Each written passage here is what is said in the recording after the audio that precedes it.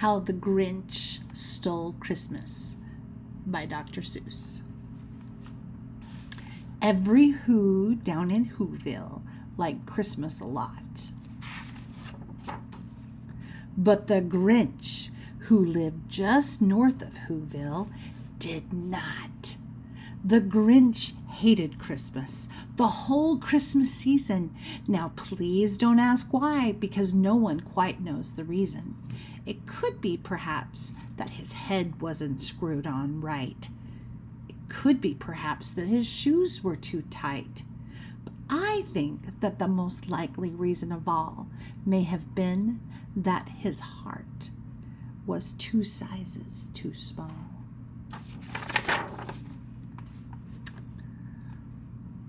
But whatever the reason, his heart or his shoes, he stood there on Christmas Eve, hating the Whos, staring down from his cave with a sour, grinchy frown at the warm lighted windows below in their town. For he knew every Who down in Whoville beneath was busy now hanging a mistletoe wreath. And they're hanging their stockings, he snarled with a sneer. Tomorrow is Christmas, it's practically here. Then he growled with his Grinch fingers nervously drumming. I must find some way to stop Christmas from coming. For tomorrow, he knew, all the Who girls and boys would rush bright and early and rush for their toys. And then, oh, the noise! Oh, the noise, noise, noise, noise! That was one thing he hated, the noise, noise, noise, noise! Then the Whos, young and old, would sit down to a feast, and they'd feast, and they'd feast, and they'd feast, feast, feast, feast. They would feast on Who pudding and rare Who roast beast, which was something the Grinch couldn't stand in the least. And then they'd do something that he liked least of all. Every Who in Whoville, the tall and the small, would stand close together with Christmas bells ringing. They'd stand hand in hand, and the Whos would start singing. And they'd sing, and they'd sing, and they'd sing, sing, sing, sing. And the more the Grinch thought of this Who Christmas thing, why, the more the Grinch thought, I must stop this whole thing. Why, for 53 years I've put up with it now, and I must stop Christmas from coming. But how? Then he got an idea, an awful idea. The Grinch got a wonderful, awful idea. I know what to do, the Grinch laughed in his throat. I'll make a quick Santa Claus hat and a coat. And he chuckled and clucked. What a great Grinchy trick. Why, with this coat and this hat, I'll look just like Saint Nick. And I'll need a reindeer. The Grinch looked around. But since reindeers are scarce, there were none to be found. Did that stop the old Grinch? No, the Grinch simply said, if I can't find a reindeer, I'll make one instead. So he called his dog Max, and then he took some red thread, and he tied a big horn on the top of his head. That poor doggy. Then he loaded some bags and an old empty sack on a ramshackle sleigh, and he hitched up old Max. And then the Grinch said, "Giddy up!" And the sleigh started down towards the homes where the Whos lay a snooze in their town. All their windows were dark.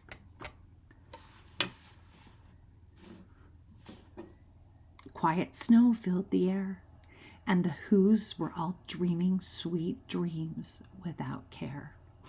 When they came to the first little house on the square, "This is stop number 1," the old Grinchy Claus hissed, and he climbed to the roof, empty bag in his fist. Then he slid down the chimney, which was rather a tight pinch, but if Santa could do it, then so could the Grinch. He got stuck only once, for a moment or two. Then he stuck his head out of the fireplace flue, where the little Who stockings were hung in a row. "These stockings," he grinned, "are the first thing to go." Then he slithered and slunk, with a smile most unpleasant, around the whole room, and he took every present. Pop guns and bicycles, roller skates, drums, checkerboards, tricycles, popcorns, and plums, and he stuffed them in the bags, and the Grinch very nimbly stuffed all the bags one by one up the chimbley. Then he slunk to the icebox, and he took the Who's feast. He took the Who's pudding. He took the roast beast. He cleaned out that icebox, and as quick as a flash, why, that Grinch even took the last can of Who hash. Then he stuffed all the food up the chimney with glee. "And now," grinned the Grinch, "I will stuff up the tree." And the Grinch grabbed the tree and he started to shove. Then he heard the small sound like the coo of a dove. He turned around fast and he saw a small Who, little Cindy Lou Who was no more than 2. This Grinch had been caught by this tiny Who daughter, who had got out of bed for a cup of cold water. She stared at the Grinch and said, "Santa Claus, why? Why are you taking our Christmas tree? Why?"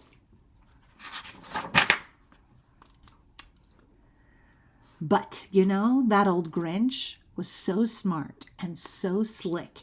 He thought up a lie, and he thought it up quick. "Why, my sweet little tot," the fake Santa Claus lied, "there's a light on this tree that won't light on one side. So I'm taking it home to my workshop, my dear. I'll fix it up there, then I'll bring it back here." And his fib fooled the child, and he patted her head, and he got her a drink, and he sent her to bed. Then Cindy Lou Who went to bed with her cup. He went to the chimney and stuffed the tree up.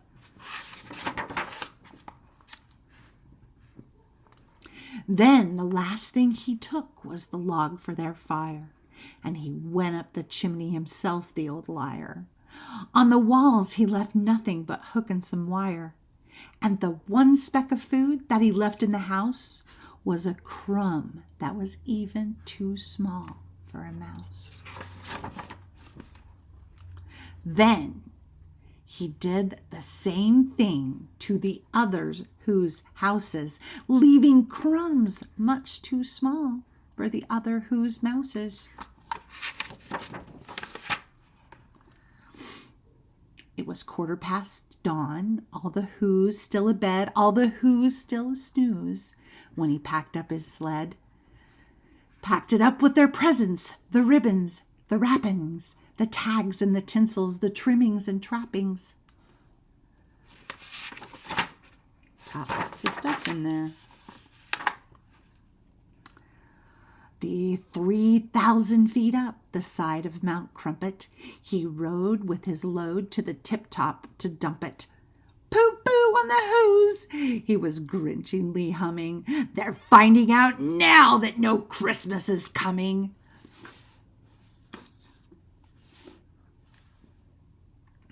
They're just waking up, and I know what they'll do. Their mouths will hang open a minute or two, and then the Who's down in Whoville will all cry boo-hoo.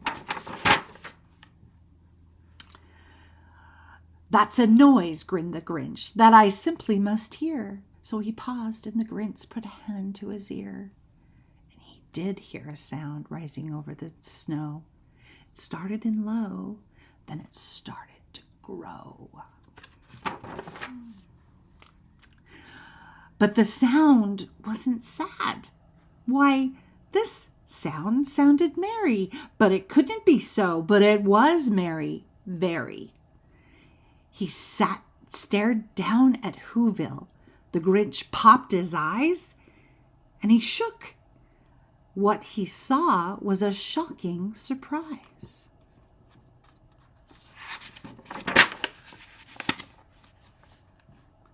Every Who down in Whoville, the tall and the small, were singing without any presents at all.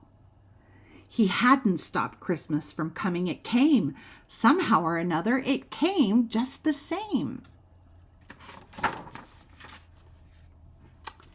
And the Grinch, with his Grinch feet ice cold in the snow, stood puzzling and puzzing. How could it be so?